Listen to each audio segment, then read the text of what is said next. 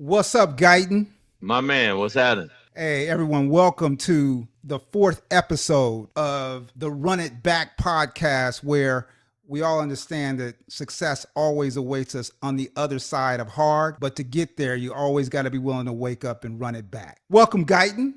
My man, what's happening, man? Hey, Not man, only is it our fourth episode, it's our first of 2026. I know, man. You got the headphones on, and you got. You serious about this, man? Huh? Hey, you know what? This is 2026 going to be a great year for running back. Yeah, I hear you. I hear you on that, man. Well, we're gonna tee up a few topics today, right? As we get into this discussion, there'll be some brief topic discussions that we'll talk about today. And I know you had some things that was on your mind that you want to share and discuss Yeah. today. Today's episode is just going to be fun, man. You know, it's going to be fun and chop it up like we do on a regular basis. I know sometimes our spouses get upset with us having some of these long-winded conversations, but just starting it out, man. Hey, two of the largest transactions that happened in the NBA this year was KD going to Houston and Harden going to the Cavs. My question to you, just to throw it out there, man, is do you think either one of those teams is going to make it to the representative conference finals? Man, here, okay. I'm gonna start with Houston. All right. I think Houston has a shot. I think no question they have a shot right now. Right now, Houston's ranked number 4 in the West. You got OKC, you got the Spurs, you got Houston's third, excuse me, and then you got the Nuggets. So they're right there, in the hunt this particular year, starting out the season. Now that we're into the year, but I don't know if they'll actually come out of the West. And I got a number of different reasons why I feel that could be the case. But I'll start with what I think are probably their strengths. Defensively, they're one of the top defensive teams in the league. They're one of the top field goal percentage teams in the league. They got one of the best 3-point percentages that they got in the league right now. They've got size at every position that they start. So from a talent standpoint, and then with the acquisition of KD, I think on when you look at just on the table, they got enough to make some noise. I just don't know whether or not they'll have enough to be able to come out of the West. Mm. Yeah, I agree with all those points. I mean, those are all good points. But number one, I will say this, man. I'm rooting for Coach Udoka, man. I mean, come on, man. How can I not root for Portland's own, man? And not only that, a Democrat at that. Oh, I'm always, yeah, no doubt Yeah, about it. I got to go that. So, having said that, I think it's a tall task, and I'm a huge Kevin Durant fan. Man, he's having a great year. But where I'll stick my pen in the greatest challenge is that point guard position, man. Losing Van Fleet hurts him, in my opinion. In fact, man, I remember at the beginning of the season, I can't remember who they were running at the point guard position, man, but they started a tall lineup, but they just didn't have that perimeter play from the point guard position, man, which I think is a critical position Yeah. for all the reasons that you and I know. And I think that's probably the biggest thing that will hurt them. Not to mention the folks that they're going to have to compete against. West is tough. I think the overall champion is going to come out of the West, but without a solid point guard, I don't even know if they make it past. It's all going to depend on matchups, but I don't know if they make it past the second round at best. I don't think they'll make it to the conference final. All right. So this is where you and I separate. Okay. Because if you look at all the other platforms that are out there right now, I'm talking about your popular platforms, whether it's on Fox or whether it's on, ESPN or whatever. The thing that really has me kind of confused is you've got all these pundits who are constantly saying that Houston does not have a point guard.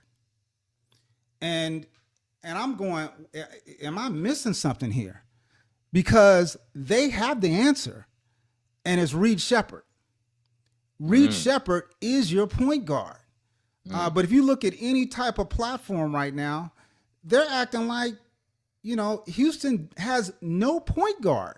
And Hmm. understand, Van Vliet is out, and much respect to him. I mean, he's a veteran, had a lot of success in the league, won a championship with Toronto. So there's no question they missed that veteran leadership. But to me, Reed Sheppard is up and coming. And I think he's ready to have an impact right now. So when I say that Houston, there's a strong possibility, maybe they don't come out of the West. I think there is a chance for them to come out of the West, but they're going to have to make some adjustments, I think, just with, their lineup. And in my opinion, a humble opinion, I think they're going to have to give Reed Sheppard the keys. Give him the keys. Well, I'm not going to dispute that, but you You better said not Reed is dispute it. you said Reed is up and coming. Aren't we talking about here? I mean, we basically in March. NBA playoffs start in April. So is Reed going to be ready by April, or are we talking 27? I'm saying he's ready now. I'm Okay, saying all he's right. ready. I'm saying what I'm saying he's ready now. If you look at his numbers, right? Yeah, Um, up 200% in his points that he's scoring, averaging this year. He's up in his field goal percentage from twos by like 7 or 8%. He's up in 3-point percentage. He went from 32 to 40% a 3-point percentage. And when I hmm, look at the total package of what he brings to the table, just from a skill set standpoint, guys, I'm talking about ball handling, catch and shoot, off the bounce, his stamina, his defensive ability. He's athletic. He can create, he can manufacture his own stuff, and he can get it off the catch. He's a freaking problem. And I how think much that how much is he averaging? You said he's up 200%. How much is he averaging? he was averaging 4 his rookie year. He's averaging basically 13 now. And so they basically doubled his minutes, right? So he's averaging about 24 minutes a game. And the more minutes you play him, the more productive he becomes. And I'm not saying that Houston doesn't already recognize that All right, because they're playing him more now. But when I look at their lineup, I think that Houston has in the West, I think that Houston has the most potential to explode and become something different, even in March, after right, March. Because right. when you look at their pieces from to their center to Thompson, all the size they have up front, Jabari, they're Yeah, going 6'8", 6'11", 6'10", yeah, 6'7". I yeah, mean, it's one of the biggest lineups. They're the top rebounding team in the league, in the NBA yeah, right now. yeah. And then they got the defensive piece covered, but you got Thompson playing the point, right? Or right now, and he's out of position, but he's learned how to play it, and he plays it pretty well. He Right, defends pretty well. But I think when you put like a Reed Sheppard in, I think everybody kind of goes to their natural position. And you go from a situation where you got a Kevin Durant who's got to initiate and finish to now a situation where he just becomes a finisher because now you've got somebody who can distribute the rock. I'm right. watching them play against the Knicks last week. They're going at the Knicks on the road. They're up 18 in the fourth quarter. And you see a situation where, Reed Sheppard's in the game. They run a double pick and roll for him, right? One pick and roll to the right, not there. They run another pick and roll for him to the left. He comes back again to the right, jumps off 1 foot. He's on the right side of the court, throws the ball to the corner, cross court pass to KD for a catch and shoot 3, right? That vision, those instincts is missing from the lineup they have when he's not in there. And I think if you give him the keys, now he's going to be able to accentuate all the other talent that you have on that roster. And I think they become a different team. Man, so you're saying, are they going to make it to the conference championship or not? That's the question. Not as presently, Okay, not with their present rotation, I don't okay, think. I'm okay. saying that they have the most upside because I see that they're solid in all the other areas defensively, rebounding. They don't shoot a lot of threes, but when they shoot them, they make them. But if they make that shift and putting Reed in as a point guard and letting him run the show, I think they become a different team because now players, gravitate towards their normal positions. And Right, then you got a situation where KD's averaging 37 minutes a game, right. right? So, and he can do it, but I'm saying you become predictable in terms of what Right. you're doing, even for a KD. And I Yeah. think you need to become a little bit more unpredictable in terms of their offensive schemes. And the best way to be able to do that, I think, is to give Reed the keys. I think you answered the question though when you said, as constructed, as a current rotation stands, they're not going to make the conference final. So you agree with me. Let's move on. Well, Let's move on. hold on. I ain't saying that because look at who the coach is. You just Well, mentioned don't it. you think he would have made the adjustment now? Number one, No. he started the season with that big lineup you were talking about. Reed Sheppard was on the team then.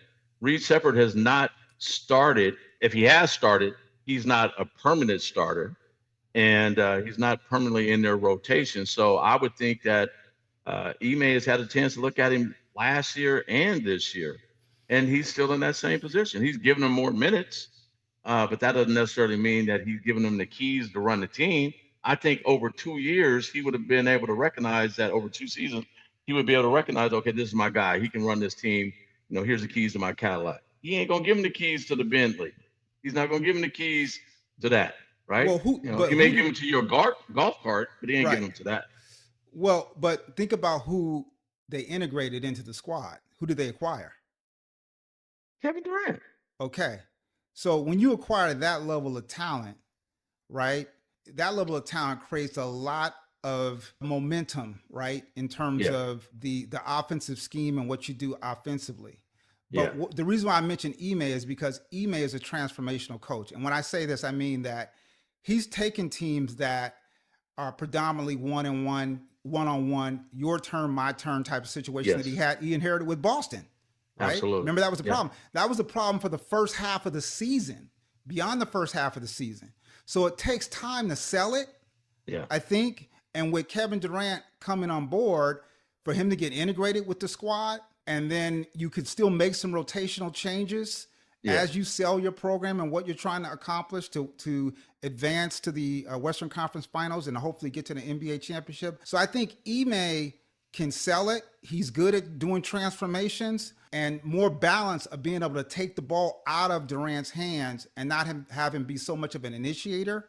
Yeah. And being able to disguise it a little bit more, those offensive right. schemes a little bit more. You can do that with a Reed Sheppard. And so I think that Ime will eventually get there. And I think he'll get there this year. So let me ask you this, and we do got to And- move on because I can see you locked in on this. You laser focused on this. But let me ask you this. So fast forward, Van Fleet is healthy next year. Who gets the keys, Van Fleet or Reed Sheppard? And if it does go to Van Fleet, are they in a better position with him driving the car versus Reed Sheppard? Man, I ain't gonna answer that question, man. Thank you, because you know the answer. Let's move on, man.